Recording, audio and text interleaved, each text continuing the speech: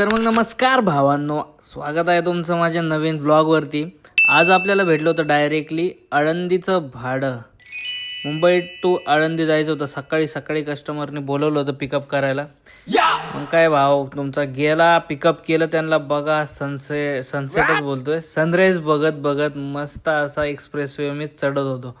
खूप भारी आणि एकदम फ्रेश असं वातावरण होतं. माझी झोपच नव्हती झाली यार. आणि सकाळी सकाळी ते धुकं एवढं पडत होतं ना आपल्या पुणा एक्सप्रेसवेला.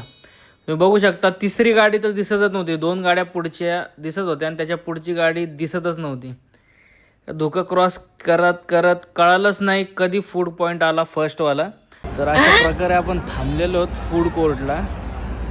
सेकंड टोल जो आहे तळेगावचा, त्याच्या पुढे आल्यावर आपण टोल क्रॉस केल्यावर फूड कॉर्नरचे लागतं ना, हे आहे तो.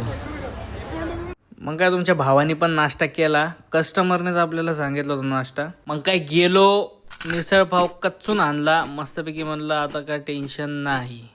नाश्ता करून परत लागलो हायवेला. सकाळचा यार सीनच लय भारी वाटतो, काही पण बोला. असं बघता बघता आपण पोचलो होतो पुण्यामध्ये. आणि हा आपला नॅशनल फ्लॅग एवढं भारी वाटलं ना सकाळी सकाळी त्याला बघून.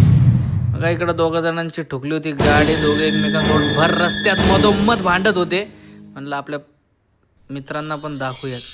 आणि भावांनो, आळंदीला जाताना हे छत्रपती शिवाजी महाराजांची एवढी मोठी मूर्ती बनते ना, की म्हणजे अक्षरशः थांबून मला असं बघत राहू वाटत होतं. पण क्लायंट होते, काय करणार. बघा ना तुम्ही, एकदम डोळ्यात मावत नाही अशी ती मूर्ती होती. मग काय मूर्ती बघून थोडंच पुढं आलो. डायरेक्ट आळंदीला आपण ड्रॉप केलं होतं कस्टमरला. तिथं दर्शन होईल आणि